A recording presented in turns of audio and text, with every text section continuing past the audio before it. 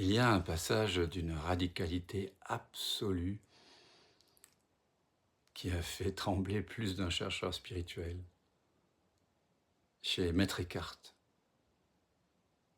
Je veux parler d'un passage dans son fameux sermon de la pauvreté en esprit, où il nous dit qu'il faut être libre même de la volonté de Dieu.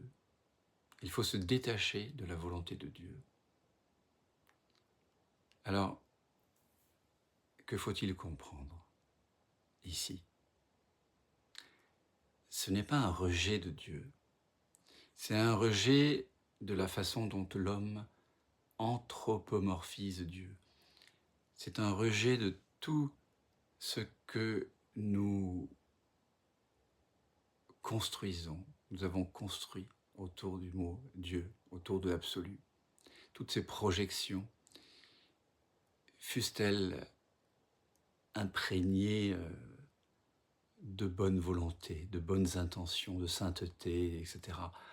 Vous voyez, on dit l'enfer est pavé de bonnes intentions. C'est un adage populaire mais qui est profond.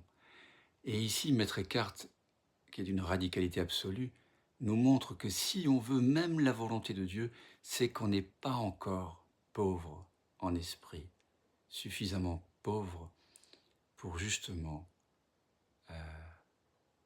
que Dieu se révèle en nous. Il faut donc se défaire de toute idée de Dieu.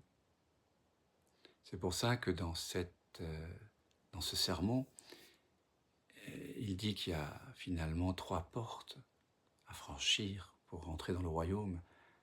Ne rien savoir, ne rien vouloir, ne rien posséder. Il nous dit qu'il faut être aussi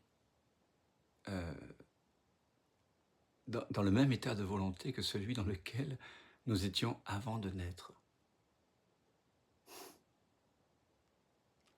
Et là se révèle une vacuité. Le temple ici devient la vacuité.